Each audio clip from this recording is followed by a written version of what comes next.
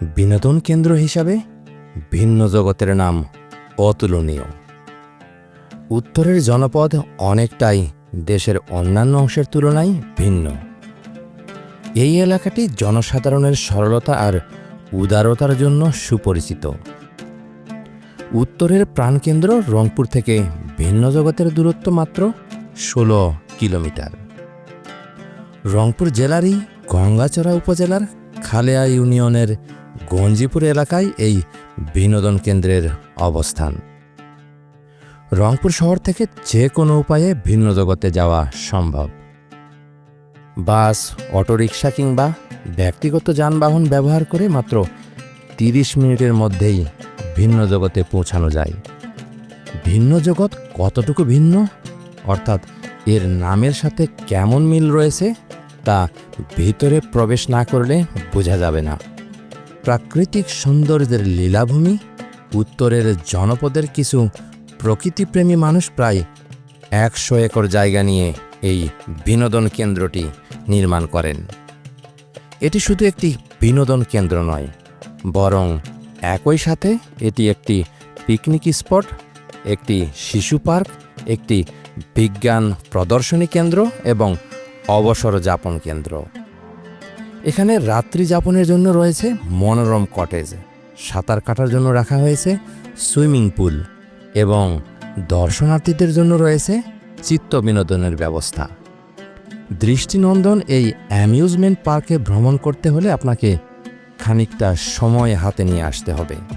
প্রায় 100 একর জায়গা হেঁটে হেঁটে ঘুরে দেখা কিছুটা সময় সাপেক্ষ ব্যাপার। তাই পুরো এলাকাটি দেখতে হলে আপনাকে খুব সকালেই আসতে হবে, অন্যথায় দিনের আলো শেষ হওয়ার কারণে এই বিনোদন কেন্দ্রের অনেক কিছুই আপনি মিস করবেন। ভিন্ন জগতে বিভিন্ন বয়সী মানুষের জন্য ভিন্ন ভিন্ন ধরনের বিনোদনের ব্যবস্থা রাখা হয়েছে। শিশুরা যাতে খেলার ছলে বিজ্ঞান শিখতে পারে, এজন্য নির্মাণ করা হয়েছে সায়েন্স পার্ক। যারা বিভিন্ন ধরনের পশু পাখি দেখতে চায় তাদের জন্য রয়েছে প্ল্যানেটোরিয়ামের ব্যবস্থা। যারা কিছুটা থ্রিল অর্থাৎ ভৌতিক বিষয় দেখতে পছন্দ করেন তাদের জন্য রয়েছে ভূতের ঘর। যারা স্পিড বোর্ডে চড়তে ভালোবাসেন তাদের জন্য রয়েছে স্পিড বোর্ডের ব্যবস্থা। যারা রাইডিং করতে ভালোবাসেন তাদের জন্য রয়েছে বিভিন্ন ধরনের রাইড। বিভিন্ন বয়সী মানুষের জন্য আলাদা আলাদা রাইড রয়েছে। যারা বিনোদনের পাশাপাশি প্রাতিষ্ঠানিক বা ব্যবসায়িক কনফারেন্স করতে চান তাদের জন্য রয়েছে বিশাল সেমিনার হল। যারা মাছ ধরতে পছন্দ করেন তারা ভিন্ন জগতের সুবিশাল লেকে মাছও ধরতে পারবেন, সেই ব্যবস্থাও রেখেছে ভিন্ন জগৎ কর্তৃপক্ষ। এছাড়াও পৃথিবীর বিভিন্ন আশ্চর্যজনক স্থাপনা ও বস্তুর রেপ্লিকা রয়েছে এখানে। এগুলো দেখে সপ্তাশ্চর্যগুলোর মূল কাঠামো সম্পর্কে ধারণা পাওয়া যাবে। বিশেষ করে শিক্ষার্থীদের জন্য এটি একটি চমৎকার ব্যবস্থা। কিছু সময় নগর সভ্যতার কোলাহল আর ধোঁয়ার বিষাক্ত ছোবল থেকে মুক্ত হয়ে যদি নিরাপদ আকাশ দেখতে চান, অক্সিজেনযুক্ত বাতাস নিতে চান, কিছুটা প্রশান্তি অনুভব করতে চান, তাহলে ভিন্ন জগৎ হতে পারে আপনার জন্য একটি উত্তম জায়গা। প্রায় 100 একর জায়গার উপরে নির্মিত এই বিশাল এলাকা এক ভিডিওতে দেখাতে গেলে ভিডিও অনেক লম্বা হবে। তাই একটি ভিডিওতে সবকিছু না দেখিয়ে 2টি পর্বে ভিন্ন জগৎ ভ্রমণের অভিজ্ঞতা আপনাদের সাথে শেয়ার করব। আজকের ভিডিওতে রংপুর থেকে ভিন্ন জগৎ অ্যামিউজমেন্ট পার্কে গমন, প্রবেশ ফি, কৃত্রিম ঝর্ণা, শিশুদের বিভিন্ন রাইড, ভূতের ঘর, প্রাকৃতিক সৌন্দর্যে ভরা পার্ক দর্শন করব। ভিডিওটি শুরু করার পূর্বে আপনাদের কাছে একটি ছোট্ট রিকোয়েস্ট রেখে যেতে চাই। আপনাদের সাপোর্ট ছাড়া নিয়মিত ভিডিও তৈরি করা সম্ভব নয়। আমাকে সাপোর্ট করতে চ্যানেলটিকে সাবস্ক্রাইব করুন এবং পাশে থাকা বেল বাটনে ক্লিক করে নোটিফিকেশন অন রাখুন। এতে আমি পরবর্তী ভিডিও আপলোড করলে আপনার কাছে দ্রুত নোটিফিকেশন পৌঁছে যাবে। চলুন এবার যাত্রা শুরু করা যাক।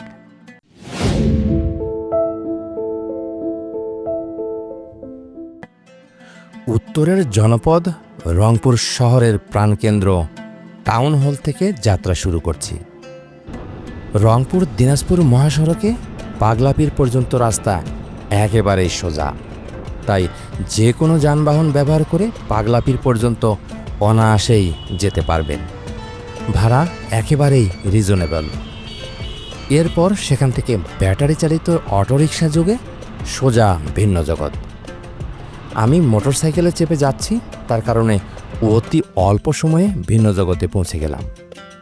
যারা ব্যক্তিগত যানবাহন নিয়ে যেতে চান তাদের জন্য পার্কিংয়ের সুব্যবস্থা রয়েছে। প্রবেশপথের পাশে গ্যারেজ রয়েছে। আর যারা পিকনিক কিংবা অফিসিয়াল ট্যুরে বাস অথবা মাইক্রোবাসে চেপে যেতে চান তারা সরাসরি গাড়ি নিয়েই ভিতরে প্রবেশ করতে পারবেন। 100 টাকার বিনিময়ে বিশেষ নিরাপত্তা চৌকি পার হয়ে ভিন্ন জগতের ভিতরে প্রবেশ করার পরেই মনে হলো সত্যি এক ভিন্ন জগতে এসেছি। দারুণ একটি ফিলিংস কাজ করছিল আমার স্বাভাবিক পৃথিবীকে যেন কোথাও হারিয়ে ফেলেছি। মনে হচ্ছে এখানে এসে নতুন এক পৃথিবী আবিষ্কার করেছি। মনের ব্যাকুলতা থেকে নতুন এই পৃথিবীকে আবিষ্কারের নেশায় ছোট ছোট পায়ে সামনের দিকে এগোতে থাকলাম। চোখের সামনে পড়ল নানা ধরনের মনোমুগ্ধকর দৃশ্য। যেহেতু এই ভিন্ন জগৎ এরিয়াটি প্রায় 100 একরের, তাই যাতায়াতের জন্য লম্বা এবং প্রশস্ত রাস্তা তৈরি করা হয়েছে। দুটি পথ দেখা গেলেও মূলত এটি একটিই পথ, অর্থাৎ এর একদিক দিয়ে হাঁটতে শুরু করলে ঠিক অপর প্রান্ত দিয়েই বেরিয়ে আসবেন। আপনি যে কোনো প্রান্ত দিয়ে যাত্রা শুরু করতে পারেন। আমি সোজা এই পথটি ব্যবহার করছি। ভিন্ন জগতের অবস্থান এমন একটি স্থানে যার চারিদিকের প্রাকৃতিক পরিবেশও কিন্তু চমৎকার। এর পূর্ব পাশে রয়েছে তিস্তা সেচ প্রকল্পের ক্যানেল, উত্তর পাশে রয়েছে পাকা রাস্তা, পশ্চিম এবং দক্ষিণ পাশে রয়েছে ফসলি জমি। একটু হেঁটে যেতেই চোখের সামনে পড়ল একটি বিমান। এই বিমান আকাশে না উড়লেও যাত্রী কিন্তু ঠিকই পরিবহন করতে পারে। এটি সোজা রাস্তায় যাত্রী নিয়ে যাতায়াত করে। এটিতে বসে বিনোদনপ্রেমী মানুষেরা কিছুটা হলেও উড়োজাহাজে ওঠার স্বাদ অনুভব করে। কিছুটা আরেকটু সামনে এগোতেই একটি কৃত্রিম ঝর্ণা নজরে আসে। এই ঝর্ণার সামনে দাঁড়িয়ে অনেককেই ছবি তুলতে এবং ভিডিও ধারণ করতে ব্যস্ত দেখলাম। আরেকটু সামনে গিয়ে দেখলাম ভূতের ঘর। এটি মূলত শিশু কিশোরদের জন্য নির্মাণ করা হয়েছে। একটি ভৌতিক আবহ তৈরির মাধ্যমে শিশু কিশোরদের বিনোদন দেওয়া হয়। ক্যামেরা প্রবেশ নিষিদ্ধ, তাই ভিতরের অংশ দেখানো সম্ভব হলো না। তবে এটি খুবই ছোট্ট একটি জায়গা, এর জন্য আলাদা করে টিকিট কেটে তারপরেই এখানে প্রবেশ করতে হয়। চলুন পাশাপাশি স্থানে থাকা বেশ কয়েকটি রাইড আপনাদের দেখায়। আপনারা এগুলো দেখে আনন্দ উপভোগ করতে পারবেন। তবে ব্যক্তিগতভাবে আমাকে মোহিত করেছে এই ষাঁড়ের খেলাটি। শক্তি এবং বুদ্ধিমত্তা পরীক্ষার জন্য এটি একটি দারুণ খেলা। একটি শিক্ষা প্রতিষ্ঠান থেকে আসা কিছু প্রাপ্তবয়স্ক ছেলেরা এটিতে উঠে বেশ এনজয় করছে। পাশে থাকা তাদেরই বন্ধুবান্ধব উৎসাহ এবং সাহস জুগিয়ে যাচ্ছে। এই কৃত্রিম যান্ত্রিক ষাঁড়ের উপরে যদি কেউ 30 সেকেন্ড টিকে থাকতে পারে তাহলে এই রাইডে ওঠার ফি মাপ পাবার আশায় নয়, বরং এই চ্যালেঞ্জে নিজেকে প্রমাণিত করার জন্য সর্বাত্মক প্রচেষ্টা তাদের মধ্যে দেখলাম। কিন্তু বারবারই ব্যর্থ হতে দেখে আমারই খুব খারাপ লাগলো। এই চ্যালেঞ্জে জেতার জন্য শুধু পেশি শক্তি থাকলেই চলবে না, এর পাশাপাশি কৌশলও জানা থাকতে হবে। এই যান্ত্রিক ষাঁড়ের চারিপাশে নরম গদি থাকার কারণে যারা ছিটকে পড়ছে তারা কেউই আহত হয় না। চলুন আরেকটু সামনের দিকে এগোতে থাকি। শিশু কিংবা কিশোরদের জন্য বাম্পার কারেরও ব্যবস্থা রাখা হয়েছে। তারা কিন্তু এই রাইডটিকে বেশ এনজয় করে। এর পাশে রয়েছে উড়ন্ত হেলিকপ্টার। একটি বিশেষ কাঠামোর মাধ্যমে হেলিকপ্টারগুলোকে মাটি থেকে উঠিয়ে শূন্যে উড়ানো হয়। শীতের শুরুতে ফুল সিজন না হওয়ায় দর্শনার্থীর সংখ্যা একটু কম, তাই অনেক রাইড অল্প সংখ্যক মানুষ নিয়েই পরিচালনা করতে হচ্ছে। এর এক পাশে রয়েছে আলীবাবার গুহা।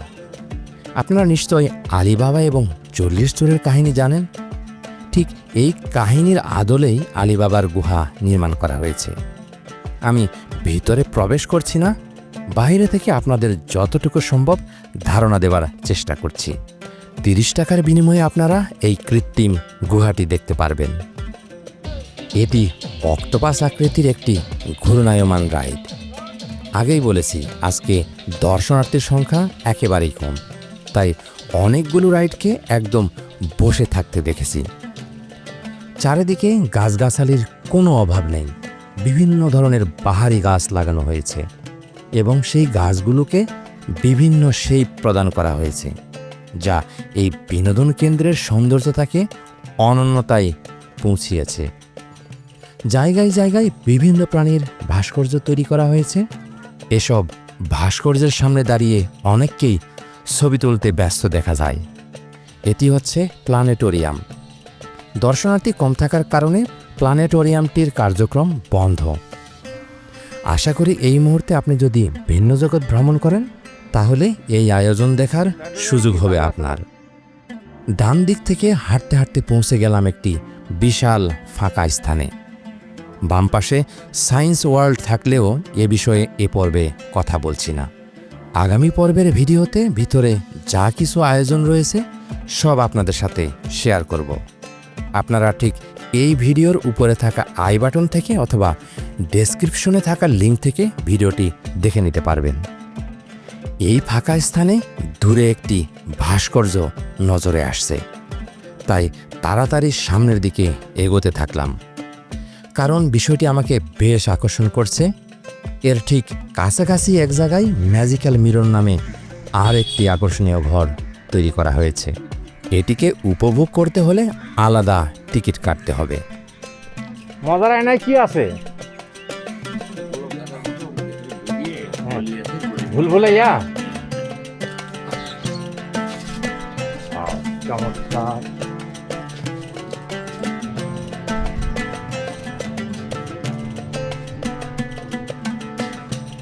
কিচ্ছু দেখা যায় না। চমৎকার একটি জায়গা না? আমি আগেই বলেছিলাম যেটি ভুলভুলাইয়ার মতো অনেকটাই। চারিদিকে আয়না থাকবে, আসলে কোন দিক দিয়ে যাব এটি আসলে বলা মুশকিল। আমি তো হারিয়ে গেছি।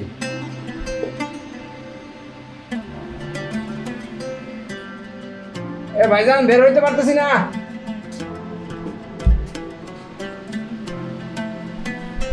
এই মুহূর্তে আমার অবস্থা তো খারাপ, আমি তো বের হইতে পারতেছি না।